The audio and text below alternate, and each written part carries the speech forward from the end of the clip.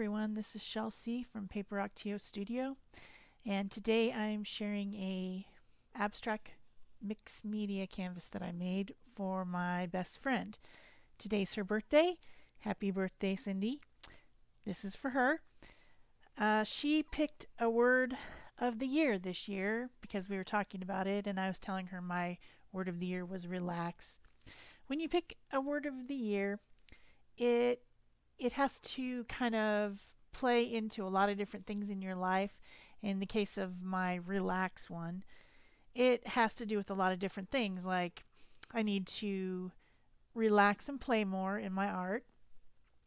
I need to relax in relation to dealing with some people in my life, which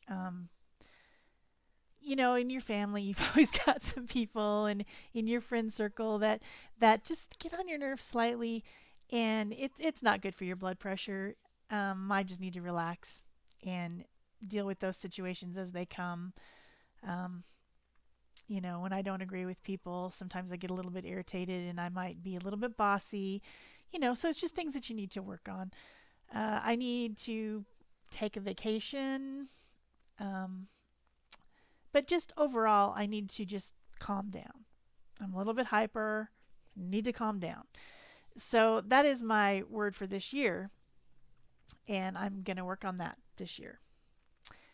So my friend picked a word, and her word is move. And that relates also in several ways in her life. She feels like she's um, just kind of getting too complacent and too calm with everything, with her job, with her getting exercise. I mean, we all need to work on that. Exercise is such a pain in the bottom. So she wants to do that. She wants to just be less stagnant. It does not. It's not to do with actually moving, like moving out of her house or anything like that. It has to do with more just getting movement in her life, getting out and doing things, and just having more action. So when I was making the canvas, I wanted to start out with warm colors because to me, once you get moving, you're warmed up. You're warmed up, you're ready to go. So I started out with my red, orange, and yellow Dilutions paint.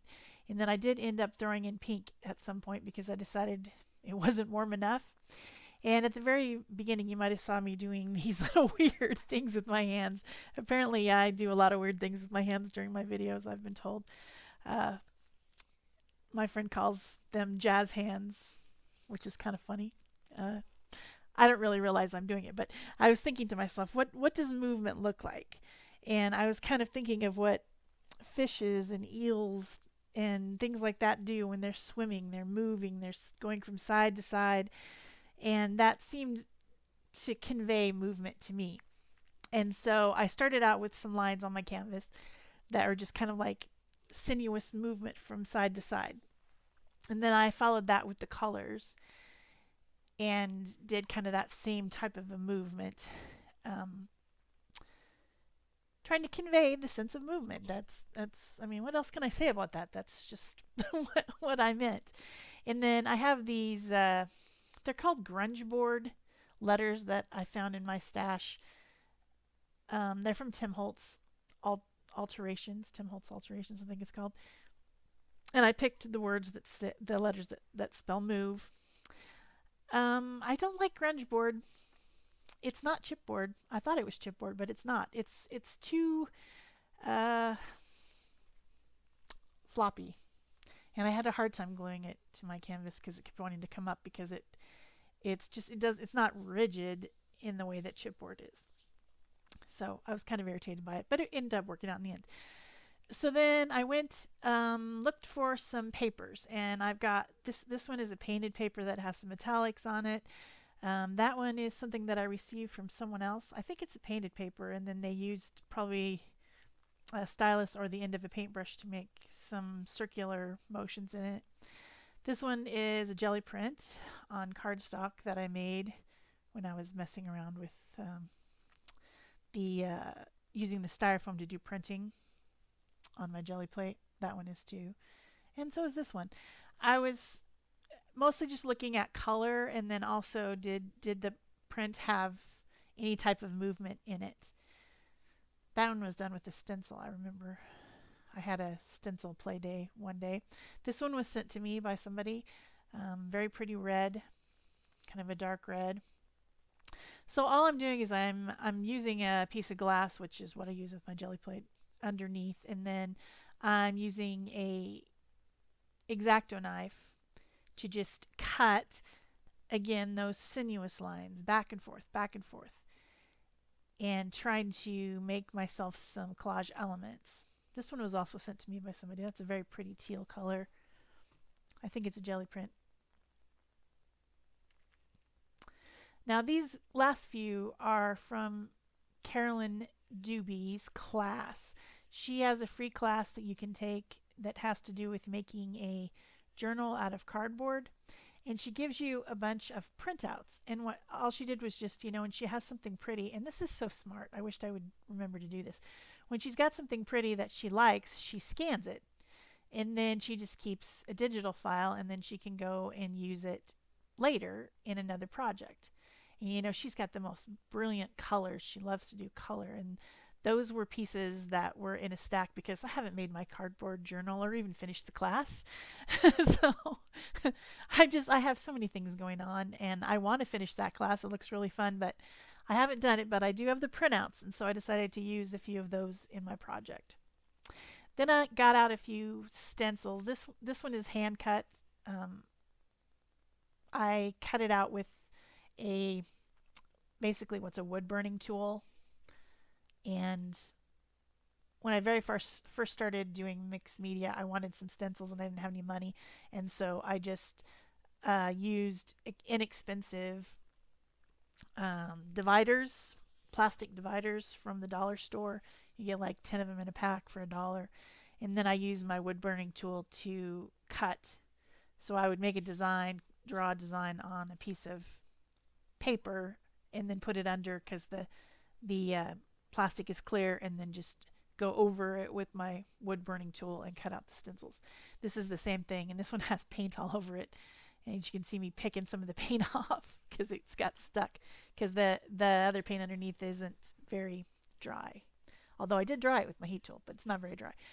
And then this one is a Tim Holtz, and I thought it was appropriate because it's kind of a tape measure, and since part of her goal has to do with exercise, you lose inches or whatever. So plus I just liked to have a little bit of a linear, everything is moving so side to side that I thought it would be nice to have some sort of linear line on there just for interest.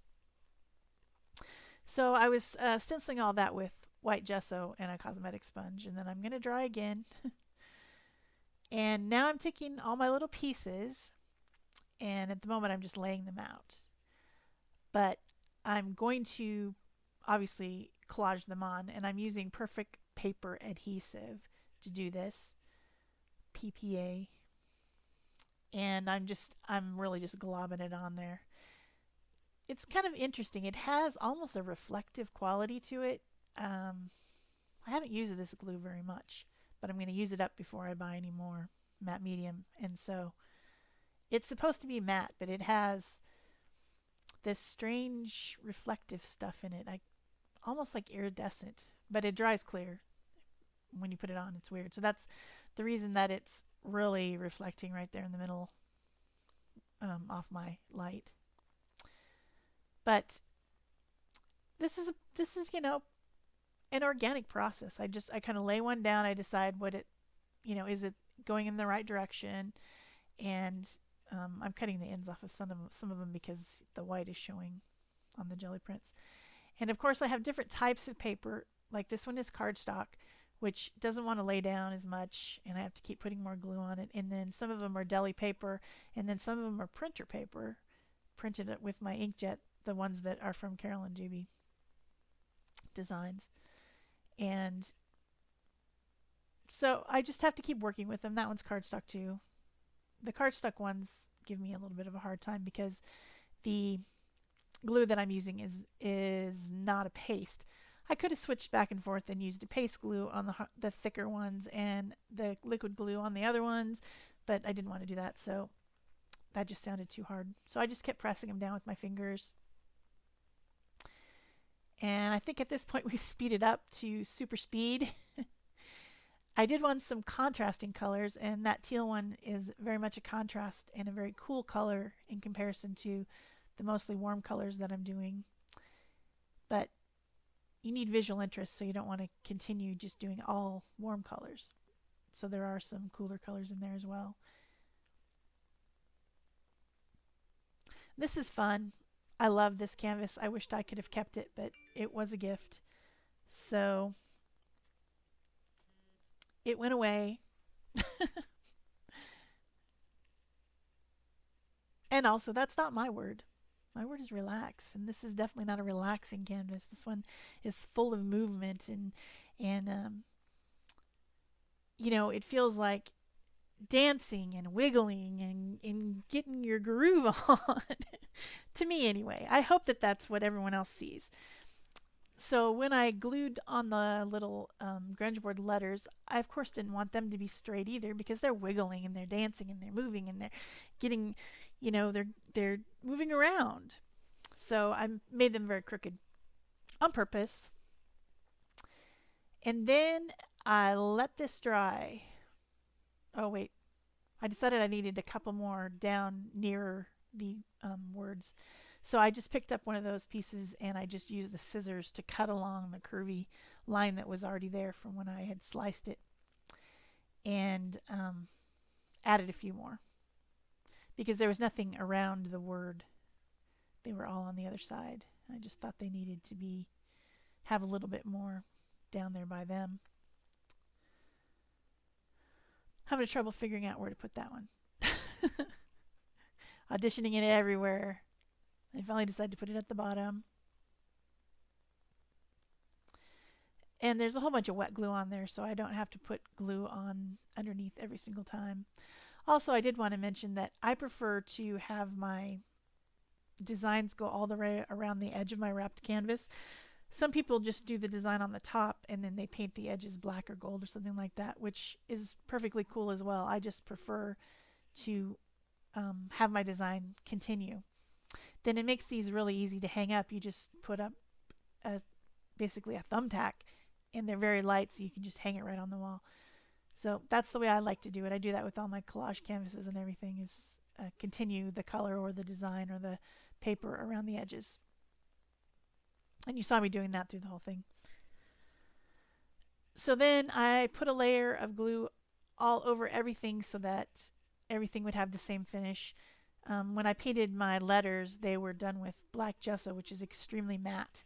And so I wanted to make sure that they had that little bit of sheen that happens when you put glue over something. And now I'm using my black Stabilo All pencil, and it is very water reactive. And I have a water barrel brush there that everyone should own. If you don't have one, you should get one because they're so easy to use. And I'm drawing around each little element and then blending the color out with the water. And this helps things that are glued onto a surface appear as though they are more integrated with the canvas. I'm not exactly sure why, but it absolutely works. I can't explain the theory of it, but it works. And it gives them kind of a little bit of shadow as well, and then it makes them look like they're less of something just stuck on to something else.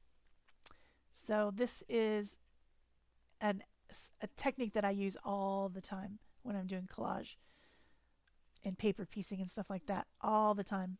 It helps them stand out but also blend in at the same time. Very interesting concept. Can't explain it, but that's how it works. And so I'm going to do this on all of the elements that are on the canvas. So I've sped this up to super speed. You know, I wished I could do it this fast in real life. Just on that note, this whole thing is sped up to 4 times, and then in this case 8 times. So this canvas took me about an hour. Well, it said an hour 57 when I loaded the video, but that includes walking around the studio time looking for stuff. So it probably took me about an hour and a half plus the overnight drying to do this canvas. So that gives you an idea of how long something like this might take.